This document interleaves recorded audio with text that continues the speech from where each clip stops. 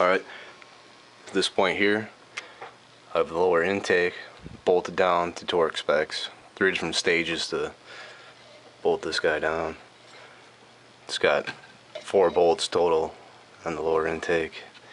And bolted that down last night, so the gasket sealant had enough time to dry up before I start this motor up. Otherwise, just on my way to fully assembling it here. Okay. One of the pain things is these fuel lines right here. 2 main fuel lines.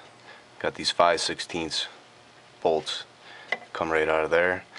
In the back there in the valley you have a 10mm which releases that whole thing. Okay.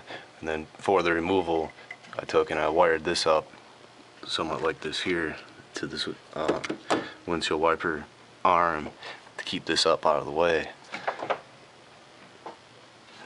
There's no torque specs on this plastic upper intake, but there's about 2, 4, 6, about another 8 bolts on that too to hold that in place.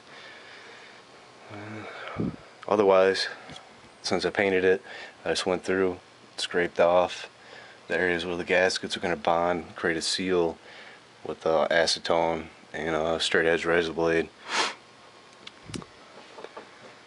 So this is just part of the install here. Not bad though, pretty easy.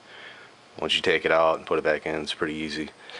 Of course I marked the distributor down here on the distributor itself, right here on the wall where the wire harness plugs in the distributor.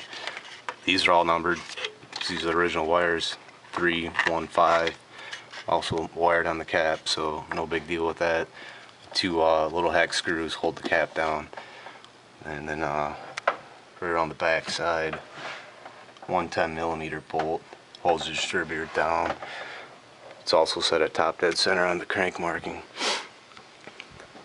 So this is just on my way to fully reassembling the vehicle here.